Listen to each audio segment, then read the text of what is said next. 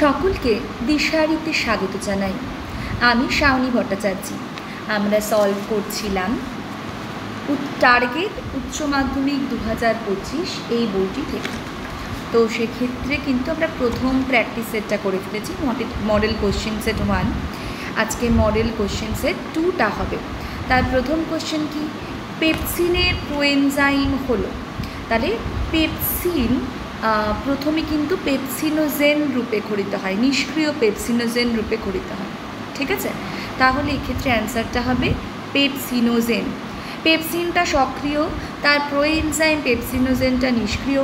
কোন কোষ থেকে খরিত হয়? এটা চিফ কোষ, পাকস্থলীর চিফ কোষ কিংবা পেপটিক কোষ থেকে খরিত হয়। ঠিক আছে, আর এর অ্যাক্টিভেটরকে, এই পেপসিনোজেনের অ্যাক্টিভেটর হলো HCl। এটাও একটা ইম্পর্ট্যান্ট প্রশ্ন। হাইড্রোক্লোরিক অ্যাসিড, এটি একটি তীব্র অ্যাসিড। আচ্ছা, সহায়ক ব্যাপন পদ্ধতিকে সহায়ক বলার কারণ কি? আচ্ছা, এক্ষেত্রে কিন্তু বাহকের প্রয়োজন হয়, বাহকের প্রয়োজন হয়, সেই জন্য একে কিন্তু সহায়ক বলা হয়। আচ্ছা, হলো এনজাইম, হলো এনজাইম সমান সমান এটা হবে অ্যাপো এনজাইম প্লাস কোএনজাইম।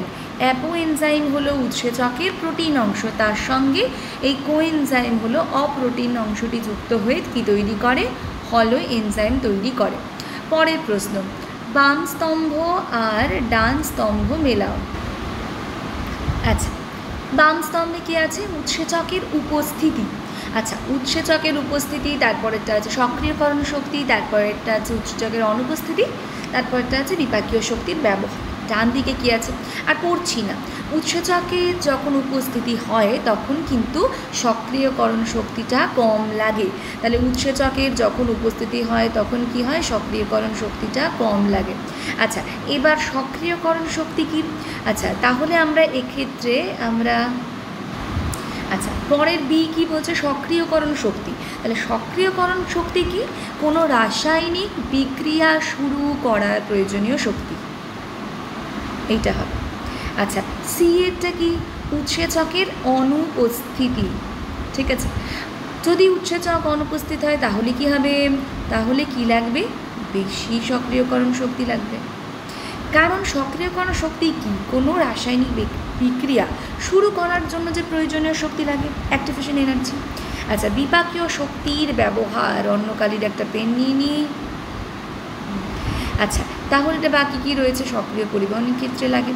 তাহলে দেখো B2, এখানে দুটো B2 আছে, কিন্তু দুটো A2 আছে।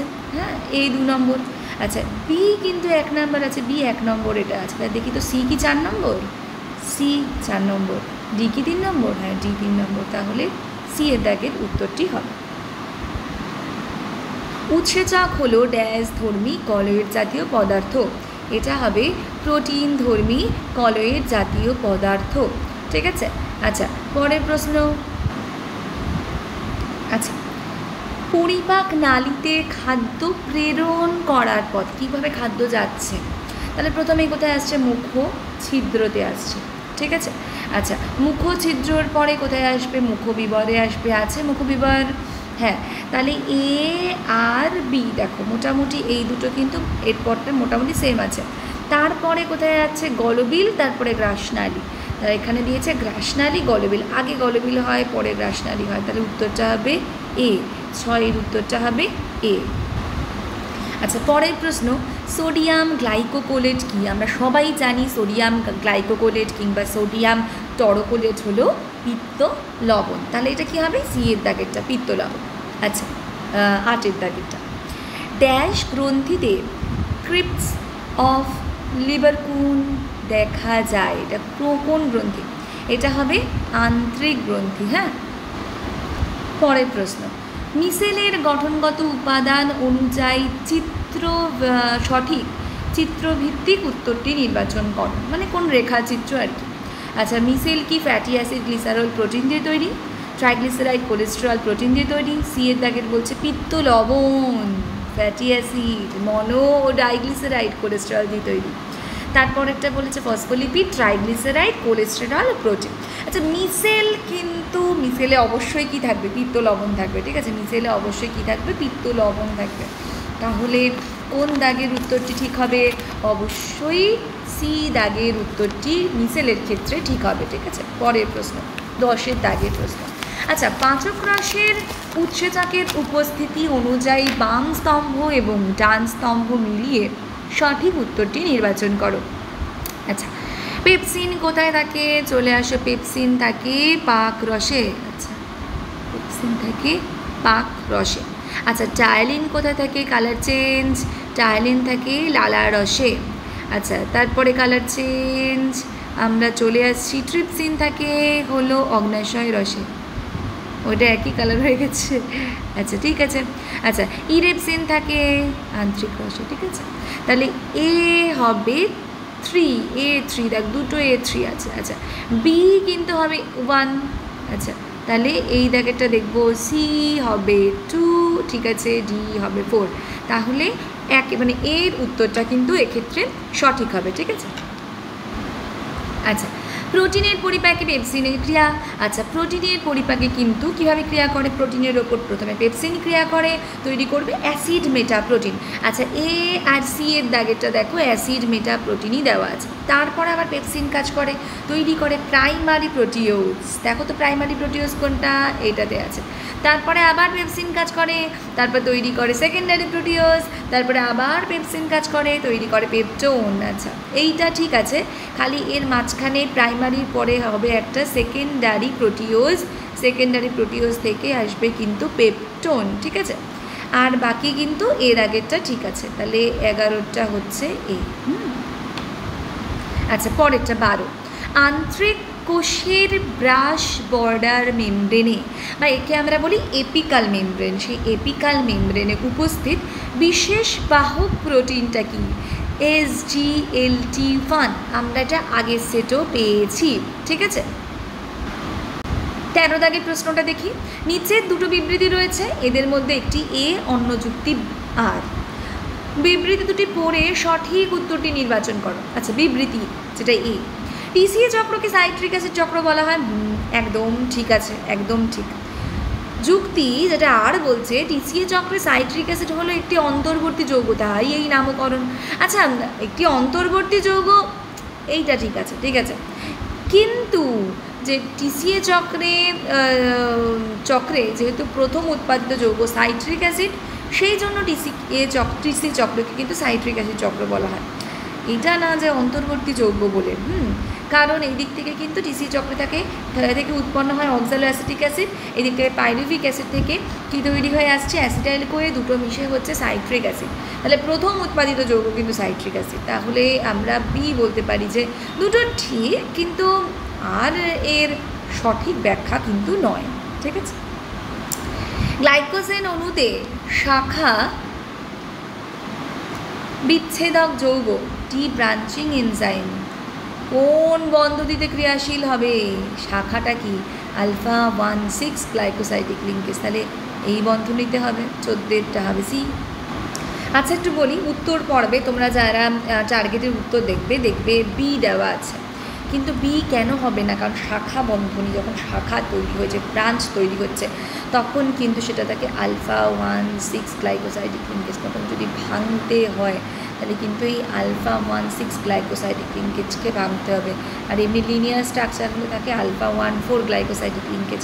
সুতরাং এইটা যেটা উত্তর দেওয়া আছে এটা কিন্তু ভুল, এইটা কিন্তু সঠিক। দেখবে তোমরা উত্তরপত্রে উত্তরও দেওয়া আছে, ঠিক আছে?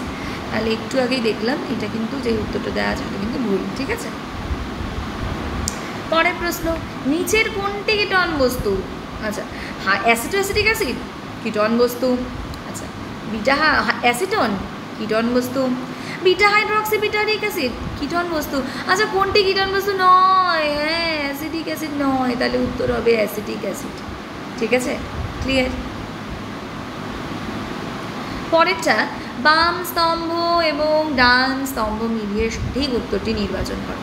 আচ্ছা, অ্যামিনো অ্যাসিড বিপাক। আচ্ছা, অ্যামিনো অ্যাসিড বিপাক কিন্তু ডিঅ্যামিনেশন। কীরকম বিপাক? অ্যামিনো অ্যাসিডের একটা অপচিতিমূলক বিপাক। সেখানে অ্যামিনো অ্যাসিড থেকে অ্যামিনোমূলকটি অপসারিত হয়, অ্যামিনো অ্যাসিডটি তৈরি হয় কিটো অ্যাসিডে। ঠিক আছে, এইটুকু ক্লিয়ার আশা করা যায়। আচ্ছা, ইউরিয়া উৎপাদক চক্র সেটা হলো অবশ্যই অর্নিথিন চক্র বা ইউরিয়া চক্র। গ্লুকোজের পাইরুভিক অ্যাসিডের রূপান্তর, গ্লুকোজের পাইরুভিক অ্যাসিডের রূপান্তর। আচ্ছা, এটা গ্লুকোজ থেকে পাইরুভিক, মানে আমার মনে হয় গ্লুকোজের পাইরুভিক অ্যাসিডে হবে, গ্লুকোজ থেকে পাইরুভিক অ্যাসিড, এই প্রক্রিয়াকে বলা হয় গ্লাইকোলাইসিস। তাহলে পরেরটা আসি, অন্নকালিতে আসি। তাহলে গ্লাইকোজেনোলাইসিস কি?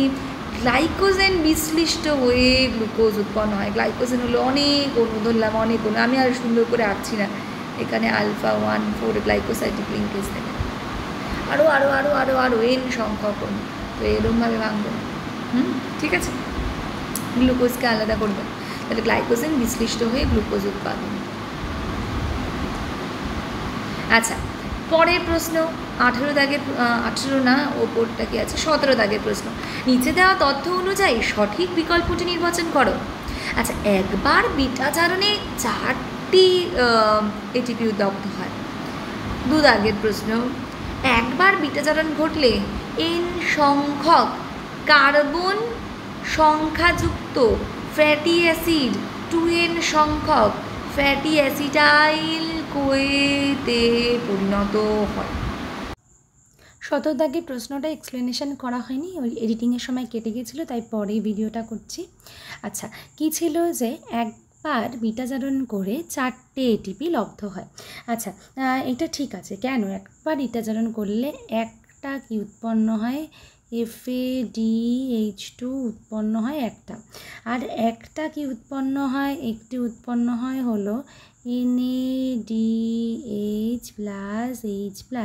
যখন ইটিসিতে যায় এই বিজারিত পদার্থ, তখন একটা FADH2 থেকে 1.5 অণু এটিপি উৎপন্ন হয়, আর NADH+H+ থেকে 2.5। তাহলে দেখো কত হচ্ছে, টোটাল কত হচ্ছে, 4টি এটিপি, 4টি এটিপি পাওয়া যাচ্ছে। 1.5 আর 2.5 যোগ করলে আমরা 4টে এটিপি পাচ্ছি। এটা ঠিক আছে, এটা হলো একবার বিটা জারণ করলে 4টে এটিপি হয়। ঠিক আছে। আচ্ছা, এবার আরেকটা প্রশ্ন দেখো, আরেকটা প্রশ্ন বলেছে যে একবার বিটা জারণ ঘটলে n সংখ্যক কার্বন সংখ্যাযুক্ত ফ্যাটি অ্যাসিড থেকে n-2 সংখ্যক মানে তো কার্বন সংখ্যাযুক্ত আর কি ফ্যাটি অ্যাসাইল করে উৎপন্ন হয়। একদম ঠিক, একবার বিটা জারণ করলে একটা কি উৎপন্ন হয়, অ্যাসিটাইল কোয়ে। আচ্ছা দেখো তো, একটা কার্বন, দুটো কার্বন, কটা কার্বন আছে, দুটো কার্বন, তাই না?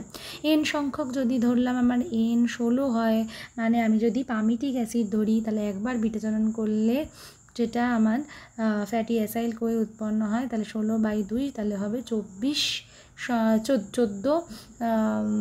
সংখ্যক কার্বন বিশিষ্ট 14 C এর হবে, তাই না, সেই অ্যাসাইল কোয়েটা। ঠিক আছে, এইটুকু মোটামুটি ক্লিয়ার কি? এইটুকু বুঝতে পেরেছি, এইটুকু বোঝা খুব সোজা। পরের প্রশ্ন, গ্লাইকোজেনেসিস। আচ্ছা, ভালো করে বুঝবো, গ্লাইকোজেনেসিস মানে, জেনেসিস মানে সিনথেসিস, তৈরি হচ্ছে, জেনোলাইসিস মানে ভাঙছে, জেনেসিস মানে তৈরি হচ্ছে, জেনোলাইসিস মানে ভাঙছে। তাহলে গ্লাইকোজেনেসিস মানে গ্লাইকোজেন তৈরি হবে, গ্লুকোজ থেকে গ্লাইকোজেন তৈরি হবে, গ্লুকোজ থেকে গ্লাইকোজেন তৈরি হবে মানে রক্তে শর্করার মাত্রা কমবে, কে সাহায্য করবে, ইনসুলিন। কোথায় পেন কই গেল, ইনসুলিন। ঠিক আছে, ক্লিয়ার, ঠিক আছে। আচ্ছা, গ্লাইকোলাইসিসের সঠিক ক্রমটি নির্বাচন করো।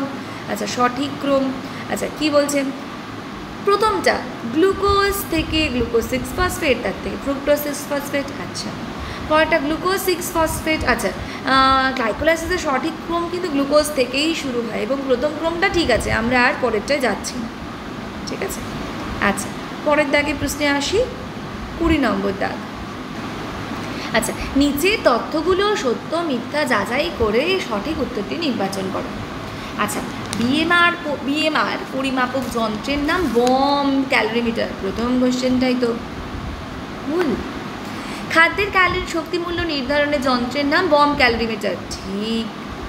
এসডিএতে SDA কে TEF বা থার্মিক এফেক্ট অফ ফুড বলে। ঠিক। অপুষ্টি অবস্থায় BMR বৃদ্ধি পায়, BMR হ্রাস পায় অপুষ্টি অবস্থায়। ভুল। তাহলে এ ভুল, এ ভুল, এ ভুল, মানে এক ভুল, এক ভুল দেখো দুটো আছে, এইটা আছে আর এক ভুল আছে এইটা। তাহলে দুই কি, দুই ঠিক, ঠিক, তিন ঠিক, চার ভুল। তাহলে বিয়ের দাগেরটার সঙ্গে কিন্তু মিলে যাচ্ছে, আমরা আর ডি এর দাগে যাচ্ছি না, ঠিক আছে, বিয়ের দাগের সঙ্গে মিলে যাচ্ছে। তাহলে 20টা হবে বি। পরের প্রশ্ন। আচ্ছা 21, তিতলি একটি 6 বছরের ছটফটে শিশু। BMR বা SDA ছাড়া তার দৈনিক ক্যালোরির চাহিদার প্রধান কারণ কি হতে পারে? দৌড়ানো, খেলাধুলা? এ দৌড়ানো, খেলাধুলা বৃদ্ধি, দৌড়ানো, খেলাধুলা বৃদ্ধি আর বৌদ্ধিক বিকাশ কোনোটি না। দৌড়ানো, খেলাধুলা, বৌদ্ধিক বিকাশও হবে আবার বৃদ্ধিও হবে, ওদের তো বুদ্ধিও বাড়ে নাকি, বুদ্ধি বাড়বে তো, সি দাগেরটা হবে। 22 দাগের প্রশ্নে আসি। একজন প্রাপ্তবয়স্ক নারীর BMR হলো, আচ্ছা একজন প্রাপ্তবয়স্ক নারীর BMR হলো 34 থেকে 36 kilo calorie per metre square দেহতল পার আওয়ার। অনেক বইতে কিন্তু 37 kilo calorie per metre square দেহতল পার আওয়ার, মিটার স্কোয়ার দেহতল পার আওয়ার থাকতে পারে। এটা হলো কাদের ক্ষেত্রে? প্রাপ্তবয়স্ক নারীর ক্ষেত্রে।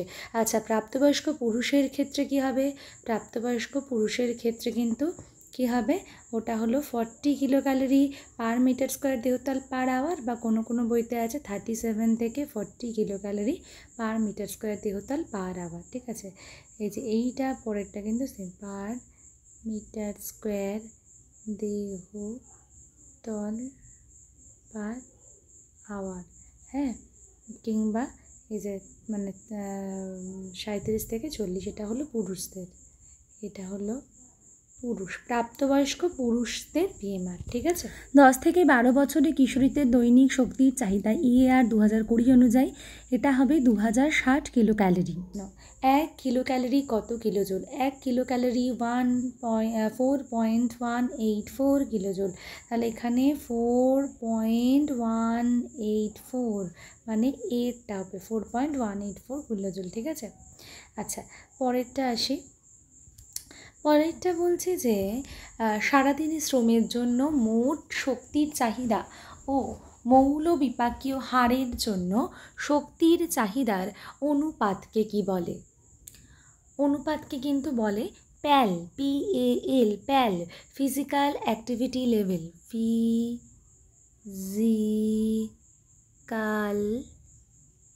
অ্যাক্টিভিটি লেভেল, হ্যাঁ প্যাল বলে, ঠিক আছে। আর পার কাকে বলে?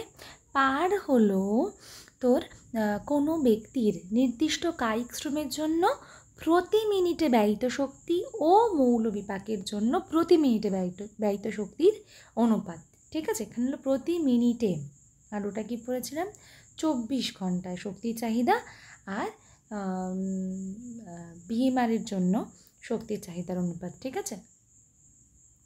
পরের প্রশ্ন 26 দাগের, খাদ্যের ড্যাশ হলো সেই সময়কাল যেই সময় পর্যন্ত খাদ্যকে প্রাকৃতিকভাবে লব্ধ অবস্থায় গুণগত মান বজায় রাখা যায়।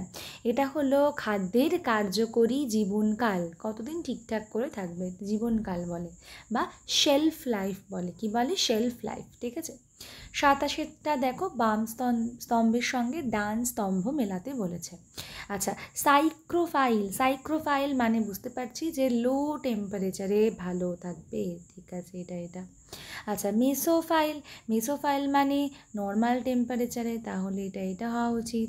থার্মোফাইল হলো একটু বেশি টেম্পারেচারে, তাহলে হলো এই 40 থেকে 90। আর অণুজীব বৃদ্ধির প্রসার তাপমাত্রা -8-এও বৃদ্ধি হতে পারে, 100 ডিগ্রি সেন্টিগ্রেড পর্যন্ত বৃদ্ধি হতে পারে, ঠিক আছে। আচ্ছা তাহলে দেখো এটা 3 এখানে কিন্তু দুটো আছে, তাই না? আচ্ছা, বি এরটা আমরা কি দেখেছি 1, বি এরটা 1, সেটাও দুটোতে আছে। তারপর আমাদের সি এরটা এসছে 4, তাহলে সি এরটা 4, তাহলে এইটা কাটা হয়ে গেল, তাহলে এইটা রাইট, সি এরটা 4, ডি এরটা 1, সি এর দাগেরটা রাইট, 27এরটা। হ্যাঁ, পরের প্রশ্ন ফ্যাসাই, এর পুরো নাম হলো, ঠিক আছে, FSSAI, ফ্যাসাই। আচ্ছা, food safety and standards authority of India, তাহলে কোনটার সঙ্গে মিলছে? এটা এ দাগের সঙ্গে কিন্তু মিলছে, 28এরটা হবে এ। তোমরা জানো কিন্তু এখন নতুন সিলেবাসে কিন্তু ফুড মাইক্রোবায়োলজি যে পোর্শন, কিছুটা পোর্শন অ্যাড করা হয়েছে, ফুড সেফটি, স্বাস্থ্যবিধি, এই জিনিসগুলো কিন্তু আছে। এবং যদি এই কোশ্চেনগুলো হেল্পফুল মনে হয় সলভ করানো, বা আমি কিছু এক্সট্রা পয়েন্টসও বলি, তাহলে কিন্তু অনুরোধ রইল চ্যানেলটা সাবস্ক্রাইব করার, ঠিক আছে। আচ্ছা, 29 দাগেরটা চলে আসি। আচ্ছা, আমাদের কিন্তু এবার একটা নতুন টপিক কিন্তু সিলেবাসে অ্যাড হয়েছে। কি টপিক অ্যাড হয়েছে? এটা হলো আমাদের প্র্যাকটিক্যালি যেটা উচ্চ মাধ্যমিকে অ্যাড হয়েছে, সেটা হলো ডার্ট এর সাহায্যে কিন্তু ডার্টের সাহায্যে বিভিন্ন কমন যে অ্যাডাল্টারেন্ট মানে ভেজালগুলোকে চিহ্নিত করা। ডার্টের পুরো নাম কি? ডার্ট, DART, এই ডার্টের পুরো নাম হলো detect adulteration with rapid test, মানে সঙ্গে সঙ্গে টেস্ট করব এবং ভেজাল আমরা চিহ্নিত করতে পারবো। তাহলে এখানে কয়েকটা ডার্ট পরীক্ষারই একটা উদাহরণ দিয়েছে। কেমন? গোলমরিচে কিন্তু পেঁপের শুকনো বীজ মেশানো হয়, তাহলে এটা হবে 3। আচ্ছা, চা পাতায় কিন্তু সাধারণত চা পাতায়, আচ্ছা, যদি ডাস্ট চা পাতা হয় সেক্ষেত্রে লোহার কুচি মেশানো হয়। কিছু হয় পাতা চা পাতায় তো লোহার কুচি মেশাতে পারবে না। একটা হয় ডাস্ট, গুঁড়ো চা, সেখানে লোহার কুচি মেশাতে পারে। আছে জিরের গুঁড়োর মধ্যে কাঠের গুঁড়ো মেশাতে পারে। আর লঙ্কার গুঁড়ো, এটার মধ্যে ইটের গুঁড়ো কিন্তু লঙ্কার গুঁড়োর মধ্যে মেশাতে পারে, ঠিক আছে। এগুলো সব ডার্ট পরীক্ষার সাহায্যে কিন্তু চিহ্নিত করা যায়। তাহলে দেখো, এরটা 3, বি এরটা 1, সি এরটা 4, ডি এরটা 2, তাহলে এই দাগের উত্তরটা হবে, ঠিক আছে। ক্লিয়ার? আচ্ছা, পরের প্রশ্ন বলছে 30-এর দাগেরটা বলছে নিচের সমষ্টিগুলো থেকে ভুলভাবে দলবদ্ধ করা সমষ্টি কোনটা? মানে একটা ভুল আছে। আচ্ছা, কাঁচা মাছ, ফল, সবজি এগুলো সবই কিন্তু পেরিশেবল, তাহলে এইটা ঠিক আছে, কোনো ভুল নেই। আচ্ছা, আলু, পেঁয়াজ, রাঙা আলু এগুলো সব অর্ধপচনশীল, সহজে কিন্তু পচে না, এটাও ঠিক আছে। আচ্ছা, আটা, ময়দা, সুজি, ডালিয়া এটাও কিন্তু অপচনশীলের মধ্যে পড়ছে, সহজে কিন্তু পচে না, এটাও ঠিক আছে। আচ্ছা, লবণ এটা সহজে পচে না, দুধ সহজেই পচে যায়, ডাল সহজে পচে না, তাহলে এই জোটটা কি আছে? ভুল আছে। তাহলে 30-এর দাগের উত্তরটা কি হবে? ভুল জোটটা কি আছে? ডি এরটা হবে ভুল জোট, ঠিক আছে। সাধারণত এতদিনের বইতে কিন্তু কোল স্মোকিংয়ের ক্ষেত্রে যে টেম্পারেচারটা দেওয়া থাকতো সেটা কিন্তু সাধারণত কী থাকতো? সেলসিয়াসে থাকতো। 15 থেকে কোনোটায় থাকতো হলো 25, যেমন 20 থেকে 30 থাকতে পারে, সেটা থাকতো ডিগ্রি সেন্টিগ্রেড। কিন্তু এখানে ফারেনহাইটে বলেছে এটা হলো 70 থেকে 90 ডিগ্রি ফারেনহাইট কোল স্মোকিং। আচ্ছা, যদি হট স্মোকিং হয় তাহলে আমরা 52 থেকে 80 ডিগ্রি সেন্টিগ্রেড, আগের বইতে থাকতো 55 থেকে 80 ডিগ্রি সেন্টিগ্রেড হট স্মোকিং। হ্যাঁ, আর কি আর হলো ফারেনহাইটের ক্ষেত্রে 100 থেকে কত 225 ডিগ্রি ফারেনহাইট, এটা কি? এটা হলো হট স্মোকিং, ঠিক আছে, যেটা হলো হট স্মোকিংয়ে এইটা। আর কোল্ড স্মোকিংয়ের ক্ষেত্রে কিন্তু মাথায় রাখতে হবে সেটা হলো 70 থেকে 90 ডিগ্রি ফারেনহাইট, ঠিক আছে। দুটোই আমরা পড়ব। আচ্ছা, 32 দাগেরটা কলিফর্মের বৈশিষ্ট্য নয় কোনটা? আচ্ছা, আমি আগে জানি কলিফর্মের বৈশিষ্ট্য কোনটা। আচ্ছা, স্পোর তৈরি করে না? হ্যাঁ, স্পোর তৈরি করে না, এটা বৈশিষ্ট্য। গ্রাম নেগেটিভ হ্যাঁ, বৈশিষ্ট্য। অবায়বীয়, অবায়বীয় হতে পারে বা ফ্যাকাল্টেটিভ বায়বীয় হতে পারে, মানে কোনো ক্ষেত্রে অক্সিজেনের উপস্থিতিতেও কিন্তু কী হতে পারে, সেটা বেঁচে থাকতে পারে। ঠিক আছে, তাহলে এটাও ঠিক আছে। তাহলে কোনটা নয়? যদি গ্রাম নেগেটিভই হয় তাহলে কি গ্রাম পজিটিভ হবে? হবে না। তাহলে কলিফর্ম ব্যাকটেরিয়ার বৈশিষ্ট্য কোনটা? সেটা হলো গ্রাম পজিটিভ। ঠিক আছে, আচ্ছা পরেরটা আবার ক্লাস 2 সংরক্ষক। আচ্ছা মাথায় রাখবে, প্রাকৃতিক যে সংরক্ষকগুলো সমস্ত কিছু ক্লাস 1। ঠিক আছে, চিনি, নুন, আদা এগুলো। ঠিক আছে, আর ক্লাস টুর মধ্যে কিন্তু সেটা হলো রাসায়নিক যে সংরক্ষক, সেটা কিন্তু ক্লাস 2 পড়বে। তাহলে হলো বেনজয়েড বা বেনজোইক অ্যাসিড, সোডিয়াম বেনজয়েড, এগুলো কিন্তু ক্লাস 2 সংরক্ষকের মধ্যে পড়ছে। ঠিক আছে, পরের প্রশ্ন, তাহলে মাইকোটক্সিন বলা হয়। আচ্ছা ফাঙ্গাস নিঃসৃত যে টক্সিন তাকে কি বলা হচ্ছে? কোথায় গেল? মাইকোটক্সিন বলা হচ্ছে। এটা ফাঙ্গাসের দেহ থেকে নিঃসৃত হচ্ছে। এছাড়াও কিন্তু ব্যাকটেরিয়ার দেহ থেকেও কিন্তু টক্সিন নিঃসৃত হয়। ঠিক আছে, কিন্তু ফাঙ্গাসের দেহ থেকে নিঃসৃত টক্সিনকে মাইকোটক্সিন বলা হয়। পরের প্রশ্ন, দই প্রস্তুতিতে নিচের কোন অণুজীবটি ব্যবহৃত হয়? আচ্ছা এখানে কিন্তু স্ট্রেপ্টোকক্কাস থার্মোফিলাস এটাও হবে, আবার ল্যাক্টোব্যাসিলাস বুলগেরিকা সেটাও হবে, বা ল্যাক্টোব্যাসিলাস ল্যাকটিস যদি তার জায়গায় থাকতো কিন্তু সেটাও হতো, বা ল্যাক্টোব্যাসিলাস কেসাই থাকলে সেটা হতো, বা ল্যাক্টোব্যাসিলাস যদি ল্যাকটিস থাকতো সেটা হতো, ল্যাক্টোব্যাসিলাস ব্র্যাভিস থাকতো সেটাও হতো। ঠিক আছে, তাহলে এগুলো সবগুলো কিন্তু কিসের? দই প্রস্তুতির জন্য ব্যবহৃত অণুজীব। ঠিক আছে, তাহলে এক্ষেত্রে উত্তরটা হবে বি ও সি। বি ও সি কিন্তু উত্তরটি হবে।